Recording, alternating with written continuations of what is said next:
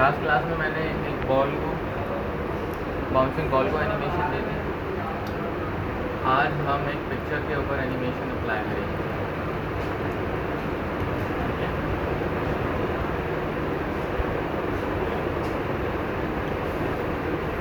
थोड़ा सा बड़ा कर लेते हैं।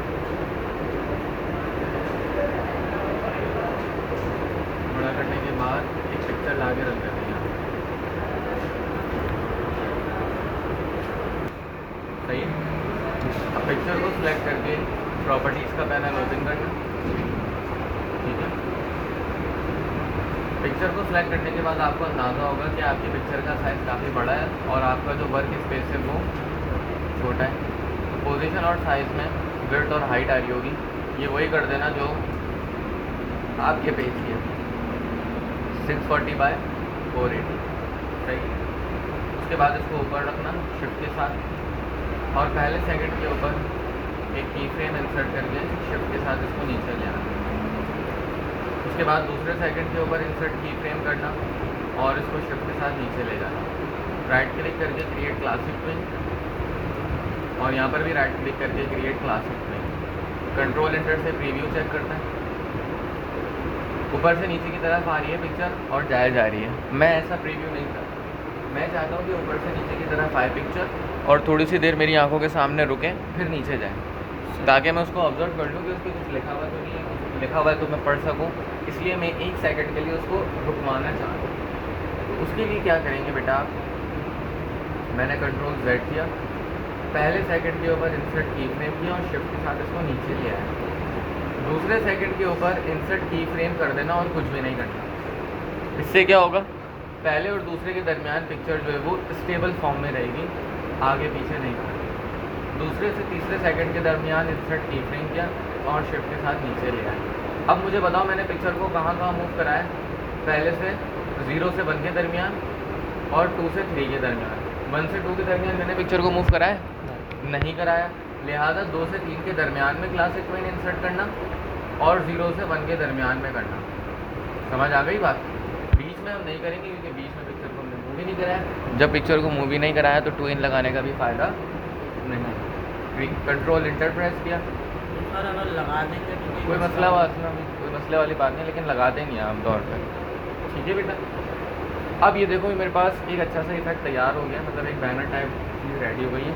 मैं इसको और अच्छा इफेक्ट देना चाहता हूँ। मैं चाहता हूँ कि ये पिक्चर जो है वो फेडेड हुई भी आए, फेडेड हुई भी आए और फेडेड हुई भी जाए। इसके लिए कुछ भी नहीं करना पड़ेगा आपको। पहला फ्रेम है, पहला फ्रेम आपने सेलेक्ट किया और 0 सेकेंड्स हुए। प्रॉपर्टीज़ के पैनल में कलर इफेक्ट नज़र आएंगे आपको। इसमें इफेक्ट अभी हुआ है नन, इफेक्ट स्टाइल अभी क्या हुआ है बेटा, नन। आप अल्फ़ा ओपन करेंगे, अल्फ़ा ओपन कर लिया आपने स्टाइल में, ये हुआ है 100, इसको आप कर देंगे 0। पहले फ्रेम के ऊपर आपने अल्फ़ा क्या कर दिया, 0। आफ्टर 1 सेकेंड आपने पिक्चर को सिलेक्ट किया, colour effect style alpha 100। After 1 second it will be 100 और लास्ट वाले फ्रेम के ऊपर आप इसको दोबारा क्या कर देंगे, 0। समझ आ गई बात। मतलब पहले फ्रेम के ऊपर अल्फ़ा 0, आफ्टर 1 सेकेंड 100, फिर लास्ट वाले फ्रेम के ऊपर दोबारा 0 0 1 0। ठीक है। कंट्रोल इंटर प्रेस किया। अब पिक्चर मेरे पास देखें कैसी आएगी, फेडेड हुई भी आई और फेडेड हुई भी। समझ आ गई बात, क्लियर है। अब ये तो हो गई एक पिक्चर। अगर हमें एक और पिक्चर की एनिमेशन करानी हो, जैसे फॉर एग्जाम्पल इसको मैंने टॉप टू द बॉटम करा दिया, अब मुझे इसको एनिमेशन देनी है दूसरी पिक्चर को ऐसे राइट टू लेफ्ट, तो उसके लिए एक न्यू लेयर लेना है यहाँ से। सर इसको सेव कैसे करेंगे? कंट्रोल ऑल्ट एस से, जिस तरह फोटोशॉप में करते थे। आपने यहाँ पर क्लिक किया, एक न्यू लेयर ली। अच्छा, न्यू लेयर यहाँ पे जो है ना वो ऊपर की तरफ आएगी, आपको नीचे की तरफ रखनी है। सही है। अब देखो न्यू लेयर की जो एनिमेशन है ना वो मैं तीसरे सेकंड के बाद से स्टार्ट कराना चाह रहा हूँ, क्योंकि पहले लेयर की एनिमेशन जो है वो तीसरे सेकंड तक है, ऐसा ही है। तो तीसरे सेकंड के बाद राइट क्लिक करके इंसर्ट की फ्रेम नहीं करना, इंसर्ट फ्रेम करना। क्योंकि जब आप किसी मखसूस जगह से एनिमेशन स्टार्ट करवाना चाह रहे होते हैं तो की फ्रेम इंसर्ट नहीं करते, फ्रेम इंसर्ट करते हैं। ठीक है। अब सवाल ये पैदा होता है कि सर आपने लेयर 1 में क्यों नहीं किया। बेटा लेयर 1 में पहला ही फ्रेम था हमारा स्टार्टिंग का, उस पर automatically by default frame insert हुआ हुआ आता है। दूसरी, तीसरी, चौथी और पांचवी लेयर के ऊपर आपको अपनी मर्ज़ी से फ्रेम इंसर्ट कराना पड़ता है। तो मैंने यहाँ पे इंसर्ट फ्रेम कर दिया। अब यहाँ से एनिमेशन स्टार्ट होगी। दूसरी पिक्चर लाए, इंटीरियर की पिक्चर रख देते चले अब, ठीक है। इसका भी साइज़ वही रखेंगे 640 बाय 480। शिफ्ट के साथ इसको मैंने यहाँ रखा। अच्छा, तीसरे से चौथे के दरमियान इंसर्ट की फ्रेम। अब की फ्रेम इंसर्ट करेंगे क्योंकि मूव कराना है पिक्चर को। यहाँ लाए, चौथे से पाँचवें के दरमियान इंसर्ट की फ्रेम और पिक्चर को मूव नहीं कराया। पाँचवें से छठे के दरमियान इंसर्ट की फ्रेम और इसको आगे की तरफ ले गए। पाँचवें से छठे के दरमियान में मूव कराया तो लिहाजा क्रिएट क्लासिक ट्विन। और तीसरे से चौथे के दरमियान पिक्चर को मूव कराया तो यहाँ पर भी क्रिएट क्लासिक ट्विन। रियलिटी वाला इफेक्ट देने के लिए ये मेरी दूसरी लेयर का पहला फ्रेम है। तो यहाँ पर अल्फ़ा क्या हो जाएगा बेटा, 0। After 1 second alpha will be 100 और लास्ट वाले फ्रेम के ऊपर alpha again will be the 0। Press control enter.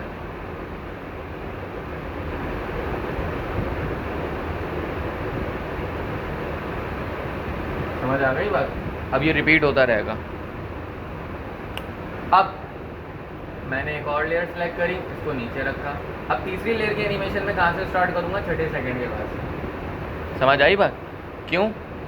क्योंकि पहले की जो है वो तीसरे सेकंड तक, दूसरे की छठे सेकंड तक, तीसरी की छठे सेकंड से स्टार्ट होगी। तो फ्रेम इंसर्ट करूँगा, की फ्रेम और जी। इसके बाद मैंने ये वाली पिक्चर ला के रख दी। आपकी मर्ज़ी, आप कोई सी भी ला के रख देना। इसका साइज़ अरेंज करेंगे प्रॉपर्टीज़ पैनल में से 640 बाय 480। अब इसको मैं नीचे से ऊपर की तरफ लेके जाना चाहता हूँ। 7वें सेकंड के ऊपर इंसर्ट की फ्रेम, शिफ्ट के साथ ऊपर लेके गए, ठीक है बेटा। 7वें से 8वें के दरमियान इंसर्ट की फ्रेम, पिक्चर को मूव नहीं कराएंगे। 8वें से 9वें के दरमियान इंसर्ट की फ्रेम, इसको मज़ीद ऊपर ले गए। राइट क्लिक करके create classic twin, right click करके यहाँ पे भी क्रिएट क्लासिक ट्विन। समझ आ गई बात? उसके बाद यहाँ पे मैंने क्लिक किया, colour effect style alpha 0। After 1 second colour effect style alpha 100 और लास्ट वाले फ्रेम के ऊपर colour effect style alpha again will be the 0। सही। अब अगर मैं सबका फ्रेम जो वो पहले सेकंड पे रख देता ना, तीनों पिक्चर्स एक साथ आती, इसलिए मैंने सबका जो है वो एक के एंडिंग पे रखा। जैसे पहले का जो एंडिंग फ्रेम था वो तीसरे सेकंड पे था, दूसरी लेयर का वहाँ से स्टार्ट किया। दूसरी लेयर का एंडिंग फ्रेम छठे सेकंड तक था, तो तीसरी लेयर का छठे सेकंड से स्टार्ट किया। अब मुझे बताओ, अगर मुझे एक और पिक्चर रखनी है तो मैं क्या करूँगा? पता ही नहीं, वासे से पूछ लें। न्यू लेयर सेलेक्ट करी, 90 सेकंड के ऊपर राइट क्लिक करके की frame insert frame. Let's go for this picture.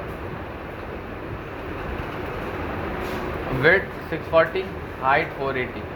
Shift के साथ एक ही डायरेक्शन रहेगा, ये लेफ्ट और राइट। 90 से 10वें के दरमियान इंसर्ट की फ्रेम,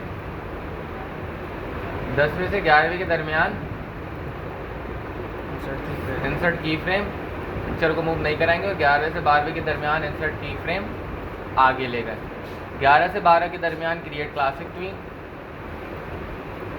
9 से 10 के दरमियान क्रिएट क्लासिक ट्विन। 90 सेकंड के ऊपर अल्फ़ा क्या हो जाएगा बेटा, 0।